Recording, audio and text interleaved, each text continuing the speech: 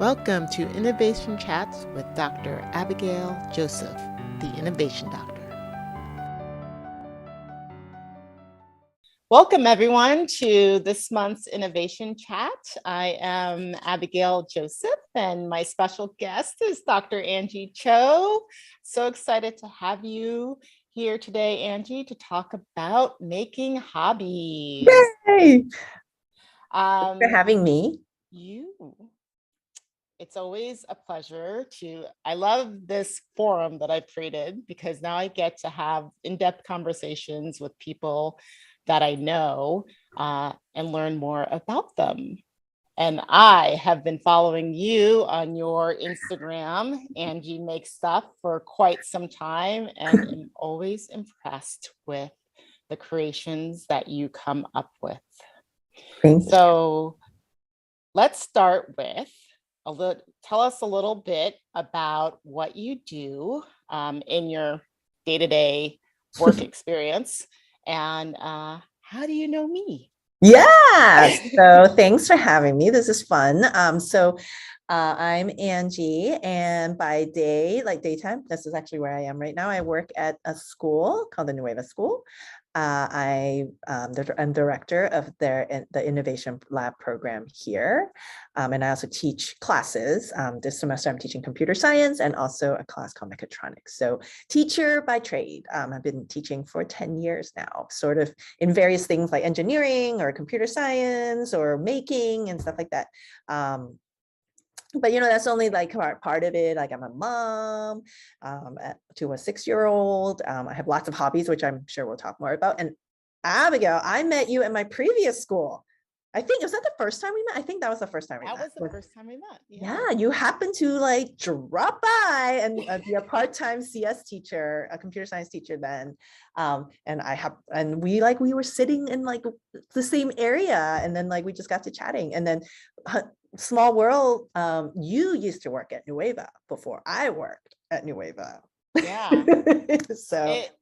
The Bay Area teaching education pool is very small, and it's interesting because not only do we have that in common, but we also have the maker education piece in common as well.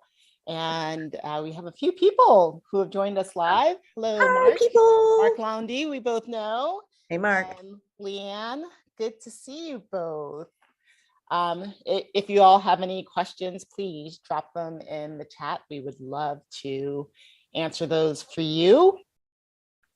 So, making hobbies.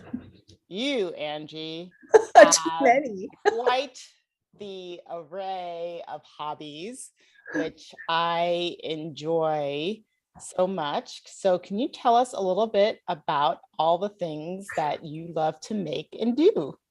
That's really generous of you to say that I have a lot of hobbies versus like not sticking with anything. No, I think I realized I just like making things with my hands, and like the things can be like, I'm very like equitable about what the things can be, right? So I have to say, like, I really started, I'm trained as an engineer, so I like building things. I'm trained as a computer science person, I like coding things, so that's not surprising to anyone.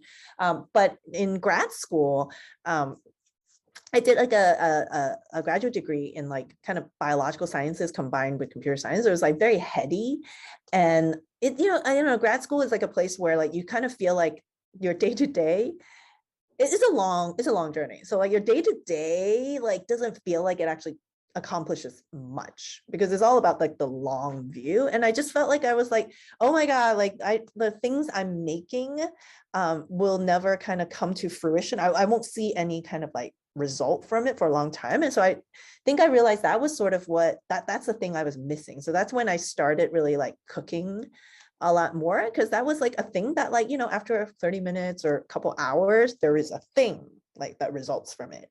That's also when I started food blogging. I kind of tried out food blogging for a while. The food blog is no longer active. It's archived, but I don't do it anymore. So I think I needed like, when I felt like my day job or like most of my kind of professional time is spent on these like kind of long-term things, I needed kind of more short-term creative things. for me to feel, I guess, like satisfied. So cooking is definitely one. Being a maker, kind of lots of just like various like tinkering, making projects. I for a while I picked up crochet, like I did crochet and then I would like put it off. And then like a few years later, I would relearn it. During the pandemic, I really picked it up again and have kind of stuck with it. So kind of doing a lot of kind of fiber arts type projects recently. Also trying my hands at, I think I also like I just also like to learn. I like to be new at something. So I'm trying out like engraving. I took like a class at the San Francisco Center for the Book for wood engraving. That was really fun. Um, yeah, I always have stuff that I want to learn. So that's why I can't ever stick with a thing, because I'm always like, oh, this thing is interesting, shiny over there. So. Yeah. Well, learning is probably at the crux of innovating, right? You can't innovate unless you're learning new things and thinking about things that you can possibly put your own spin on. Looking at the chat, Mark says that he loves to cook as well. So it'll be great to explore your Instagram reel in a second to showcase some of, highlight some of your cooking hobby. And Leanne says, depending on her mood, is the thing she gravitates towards to keep her mind occupied. Oh, for sure, 100%. Yeah. Sometimes I'm like, I just need like a chill thing. Like I do a lot of like, even if I'm watching TV, I need something to do with my hands. So that's like when crocheting really comes about, right? Versus if I kind of need like to be more focused on one thing, then like maybe it's the watercolors or the engraving or something like that. Wonderful. So what I'm going to do right now, as people are throwing in the chat things that they want to do more of, Mark is saying he wants to do more woodworking. I am going to, all right, technology, right? So here we go. I'm going to share my screen with everyone, hopefully. And I'm going to make sure I share with sound. Well, I don't know if there's sound. There's one particular video on your reel that I really want to dive into. Oh, really? All right. So here we are. This is Angie's Instagram reel. So if you're not following her, please check her out, angie.makes.stuff. And before we dive into your Instagram, I just want to show people your website because I love how you define yourself. Angi equals make plus teach plus cook plus snap plus blog plus tweet. What an innovative way to define who you are to people. And at various points in life, some of those may be much smaller. Like for example, Snap, I used to take a lot more photos. That should be like really tiny right now. Like I don't, other than everyone's like, I take a lot of photos of my kid, but no one wants to see those. So, so maybe the next generation of this is like a word cloud. Yeah, or like that's like much bigger depending on what's happening in the moment. Depending on how much you're doing at that particular time. That would be the next thing to make, Abigail. Yes, you could do it in processing. Yes. That would be very cool. All right, so back to Angie's make stuff. So we were talking about cooking, so let's focus on that first. I love, well, one, speaking of your photography, the way you are able to capture the things that you make and create, I always find them to be so beautiful and captivating. Oh. So let's take a look at this beautiful charcuterie. At the board. All right. Do you remember why you made it? And yeah. There's I mean, it's not that fun of a story. So the boards are a thing. Did you know this? I didn't know this. Boards like are big right now. Like there are people who run businesses that just makes these kind of stuff. Maybe career change. Like that would be really fun to just make boards all day. So I like there's people who do this for a living. There's like amazing Instagram. I don't know what they're called, like people who make these boards and stuff. I really admire them. I can never bring myself to make one because I have a small family. It's like me and my husband and my kid who's 6, right? And so I'm like, oh, these words are so lovely, but if I make one, I will either waste a lot of food or I will eat too much salami, which is not, like nobody needs that. So I put myself a promise, which is I will make a board every year, but only on New Year's Eve, because I feel like that's the time when you can eat a lot of salami, right? Before the New Year's resolutions kick in. So, so this is I set this goal for myself, I think, in the middle of the pandemic. So this is the second board I've made for New Year's. And we were actually traveling at like we had a little rented a little vacation house by the coast. So I just had to work with whatever I got in that house. And I don't know, I just like throw stuff that I would like to eat on it, but like also make it really pretty. I really like, there was a point in a few years ago when I was really into drawing mandalas. Like I like the symmetry, and like when my kid was younger, because I used to have to like commute to work before he would wake up. Now we go to the same school, so that's no longer true. But before, and so I would make him breakfast, and I would always make his breakfast into some sort of mandala and leave it for him. So this was a little reminiscent of that. But yeah, there's lots of yummy. Yeah, I can see the symmetry, and I just love the fun with the watermelon radish and the pink platter. And the pink platter was courtesy of the house. Like I do not own such a fantastic pink platter. I am bothered. I don't know if I'm bothered by the bottom right corner. It feels not symmetrical to me. Like, yes, well, but it makes it interesting. Maybe, so, yeah. I don't remember if it was because we ate a little bit of it, and that's why it's not so. It looks like you guys started a little. But I like the whole thing of the New Year's platter, right? Because yes, if you have a small family, you're not going to build this big charcuterie board, right? But also New Year's is a time where you're just kind of grazing all day. Yes, yes. And you're like watching fireworks, yeah. Have it out and really enjoy what you've created.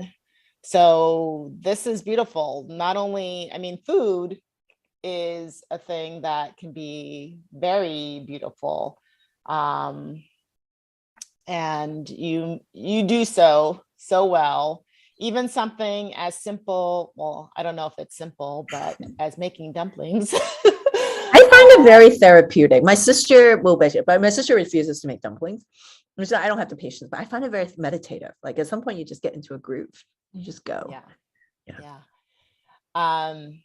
So lots of food, beautiful food, and the way I think the way you approach your food, and even from the photography side of you that you say you don't do that much anymore, you capture it so well in thank you. The food that you make. See, there's the other board. Do you see the other board from last year? Oh yeah, here is last year's charcuterie board. A very different experience. Very different. But yeah. And that's the beauty, right? Once you have something that you love to do, you can reinvent yourself with it over and over again, which I find to be very fun. So before we move away from food, I want to talk about this experience. This is the one that I want to talk about. I should warn people, if you don't like seeing giant raw flesh. Yes. But we'll do that, and then we'll go away in case. Then we'll go away. Yeah. All right. They can go back to it and look at it if they want to look at it.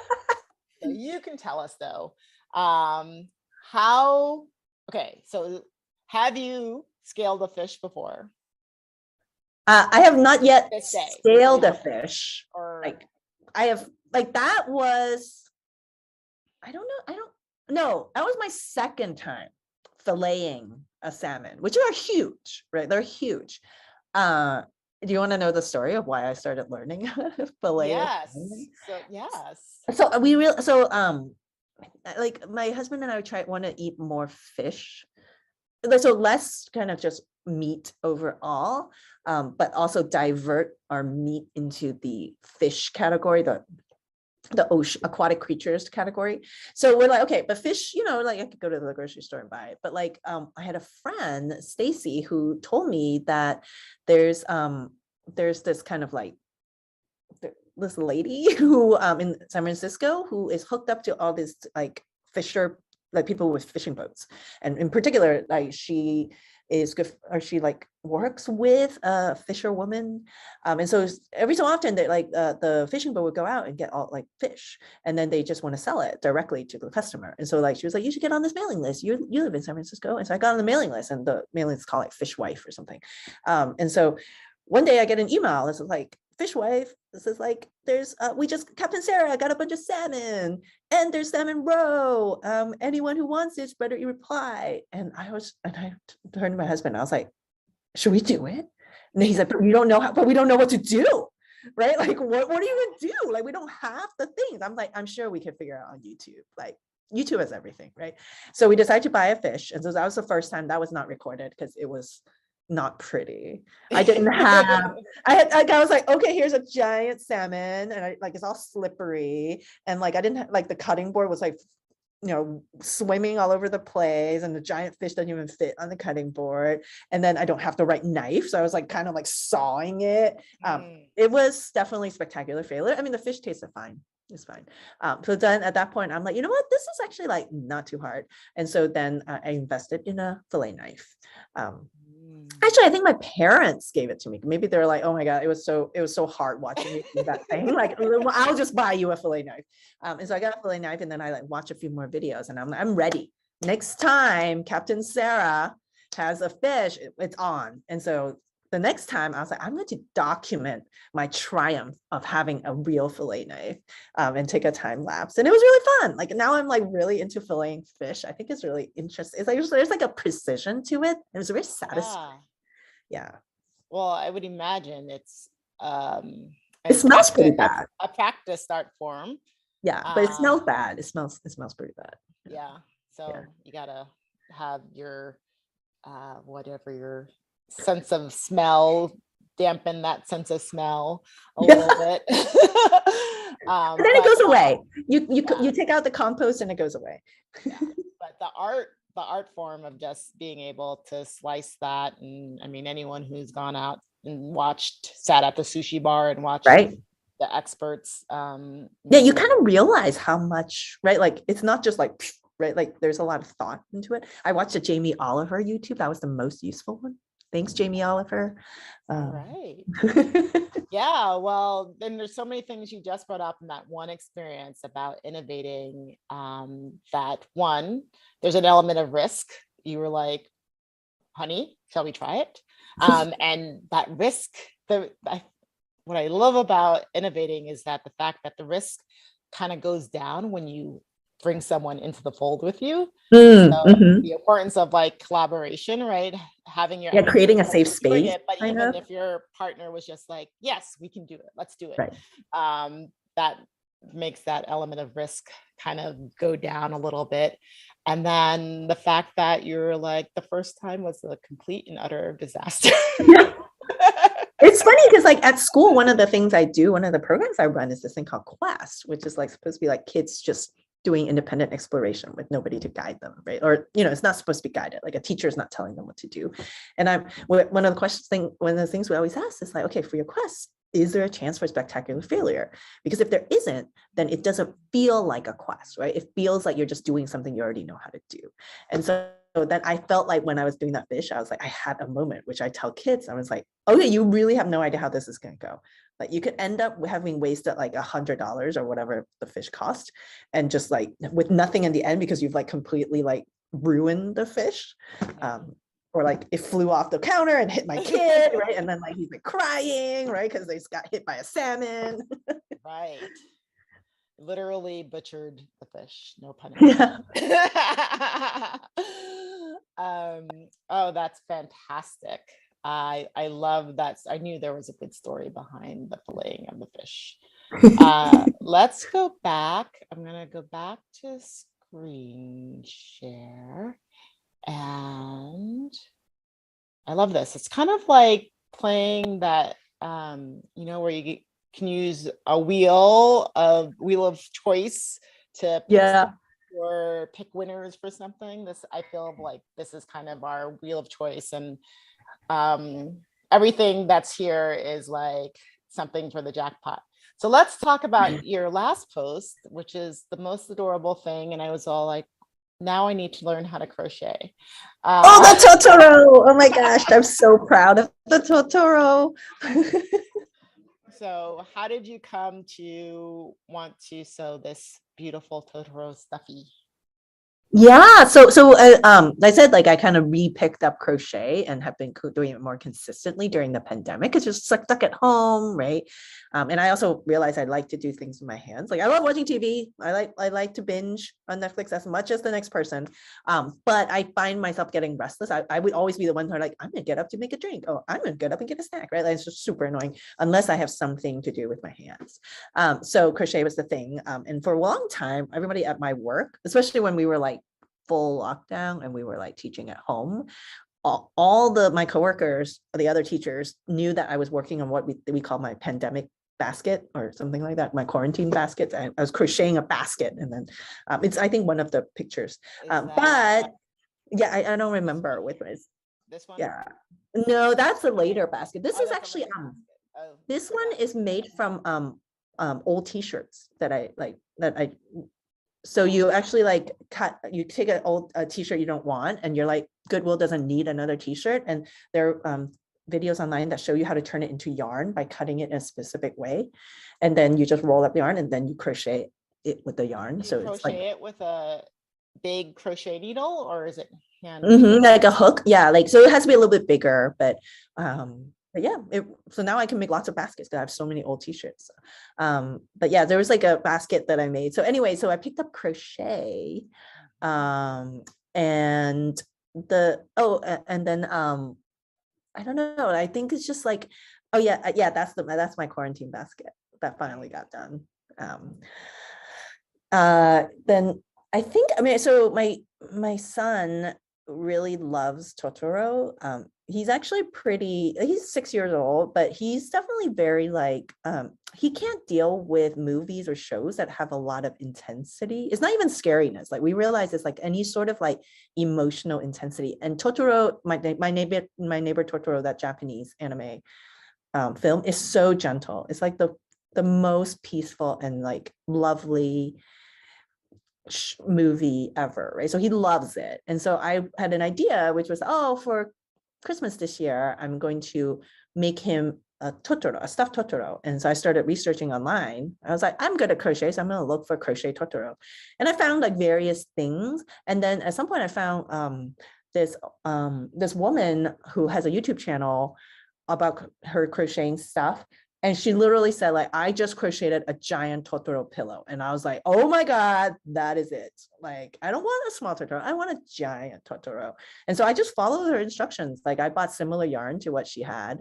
And then I just like, it did not get finished by Christmas. No. It took a way longer. But the yarn is like really huge, and it's called sheepy yarn. So it's super fluffy. Mm. Yeah. And so it's like this big. Oh, wow. Yeah. Yeah, so I can hug it and it feels really nice. Yeah, so if you see the next picture, it's on a couch, like a normal size couch, and that's how big Oh, it is. yeah. It's like almost as big as a human torso. Yeah, yeah, like my son could, like if he like balls himself up, he could probably hide behind it and you might not see him.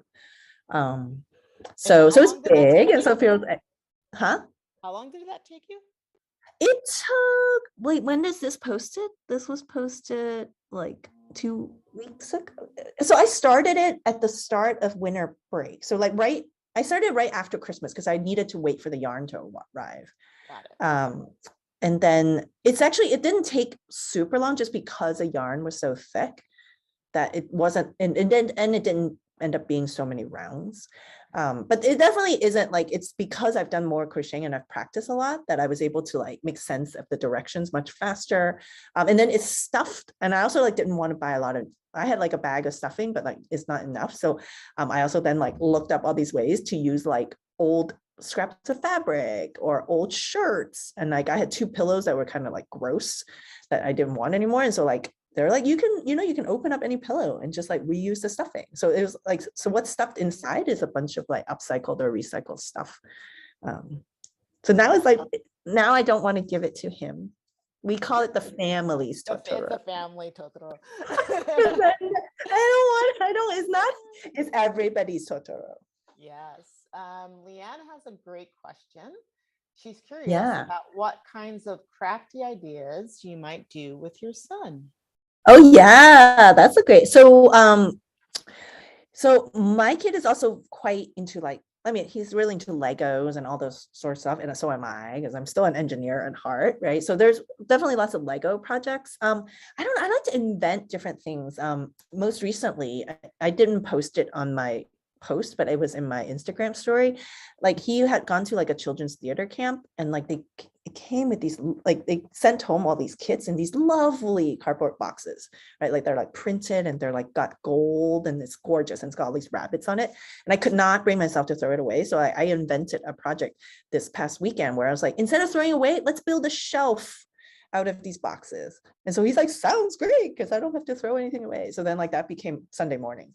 So sometimes I'm just like kind of like looking around at either what is annoying me and I want to clean up and I turn it into some sort of project, or just like what other things are around to make stuff. I mean, he's like into origami. He's still like, his fine motor isn't quite there yet. So origami is hard, but it's a good practice. So easy origami, it's one. My husband got me this like wooden trains, like kind of like puzzle. It's like really intricate. Like it's like an adult 3D puzzle type thing, which is like so many parts, right? Like, and so I kind of, that became a project for a few months where like, every Friday after dinner, I would be like, let's work on the train. And he would be responsible for cracking the little parts out of the pieces of wood. And then I would be responsible for putting it together. So sometimes it's just like giving him a role in what I'm making. That's pretty fun. Yeah, I think he also now has a lot of different ideas for what he wants to make, because I think he just like, that's what he does at school a lot. It's a lot of creation. So he will come home and be like, save all the toilet paper tubes. And all that stuff. And then the other thing we learned from his preschool was during the pandemic, they actually had every family create what they call a material bank. And so there's just grab a cardboard box, and then as you're like, put in, like as you finish a carton of eggs, throw in the egg carton, and just throw in whatever like things that are clean that you think could be used for just random crafts. And so we always now at home have a bank. And so every so often he would just pull out his bank and then like grab stuff out of it and make stuff out of it. So I love the idea of the material bank. I need to have a dedicated box because I have, there's a fine line between maker and hoarder. that's right. That's like if you're like, you give yourself a space and you're like, I can't go beyond the space, then it But if makes it you have a manageable. constraint, a little box, that's your constraint of materials that you can collect. That is a great idea. So that is something I'm going to look forward to putting in my toolkit for creating and making and innovating. Before we get, we're like approach, I know half hour goes by so fast. Does go by really fast. It does. I would love to talk a little bit more about how you are inspiring students and adults in to learn how to code and to think of computer science as a creative, innovative skill. Yeah, thanks. Yes, let's get back to my work. Good, transitioning back to work mode, because I have to leave this office in a bit and go back out there. Yeah, no, I would love for everybody, kids, adults, to just think of code as yet another material in their bank, right? Like certainly the coding takes a little bit more kind of on ramp, has a longer on ramp for folks to be able to treat it like a material, but it's possible, right? So I teach classes at my school and my work, but I've also been involved with Processing Foundation. I was one of their summer teaching fellows this past summer. I've also taught kind of various free workshops through Creative Coding Fest or Computer Science Teacher Association. And I tried last year putting together a YouTube channel, and then kind of went on hiatus when work got kind of busy. And I'm excited to kind of think of what the version 2 of it is. But essentially, I just want to share a lot of like fun, playful projects with everybody, whether you're a kid or you're a grown up who just wants to learn to code, or you're a grown up who teaches other kids, right? Because there's, code can be scary. And there's also this like, especially when we live in Silicon Valley, there's this air of like elitism to like who gets to code, or like why do we code? And I don't like it. I don't like, it's not a thing that belongs to anybody. It's for everybody. Like, it's just like, you can't own cooking, like you can't own crochet, like everybody, it's a thing that you can do. It's just a way of making. It's what you do with it that matters, right? I'm trying to share lots of different project ideas and kind of iterating, because I don't really know what's most useful for people. Like I tried like a little YouTube series thinking that maybe kids would watch it. And then I kind of realized, no, kids are not going to watch a random YouTube video by a lady that have no idea who it is, right? Like my students watch my videos because I'm their teacher, right? Like, but random kid is not going to watch random lady talk about coding. So trying to figure out what these one of the latest ideas we had, and I think my Medium article just posted the interview I did for the my summer fellowship, and one of the ideas we talked about on there is like, what if we had some sort of like monthly hangout where me and a couple of teachers would actually get together and actually like all code something and talk about teaching and coding, and then share it with everybody. And then anybody else who watches the video later can also share their project with us through Twitter or something like that. So Wow. Well, playing with various ideas. Yeah. I would love to have a coding chat. I just said that for Yay! you. Let's do it. Maybe you'll give me your activation energy. Yes. Wonderful. There was something you said in that whole process, which I can't remember fully, but something about, oh yes, that coding is for everyone.